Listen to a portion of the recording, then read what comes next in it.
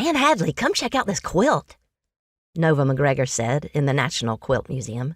"It's fierce." Nova, the older of the two nieces I didn't know I had until a month earlier, was correct. Tiger, the gorgeous, intricate quilt created by Chris Vieira, is masterful. As a teenager, I would have described items that intrigued me or positive developments as quote-unquote awesome. Because slang changes, I surmised that fierce had a similar meaning. Nova and her sister Nell had accompanied their mother Nadine, my newly discovered older sister, from their home in St. Genevieve, Missouri, to the museum in Paducah, Kentucky. Dakota, my best friend, and I had greeted them at the entrance that Saturday morning in February.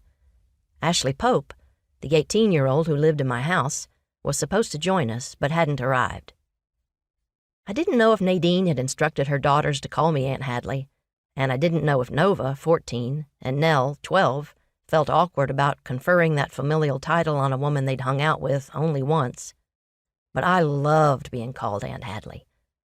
I preferred that appellation to Madam Mayor or Mayor Carroll, and Aunt Hadley was infinitely better than the spray-painted names and insults I frequently had to paint over on the side of the Paducah Pulse building, where my staff and I put out a free weekly newspaper.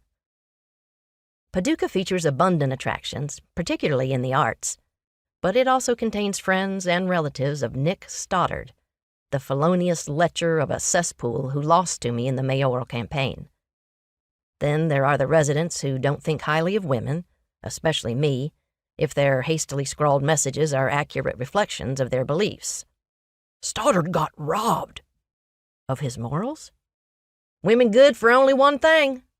Running the country? Ain't my mayor, you women. Nor was I your teacher. These are only some of the graffiti I can print.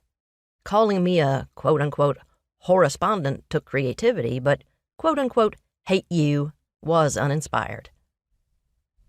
These insults could have been written by anyone who disagreed with the editorials I wrote, didn't think mayors should be female, or hated the fact I was dating Paducah Police Department Detective Brandon Green. Regardless of who they were, perpetrators succeeded in causing me to keep painting supplies near the back door.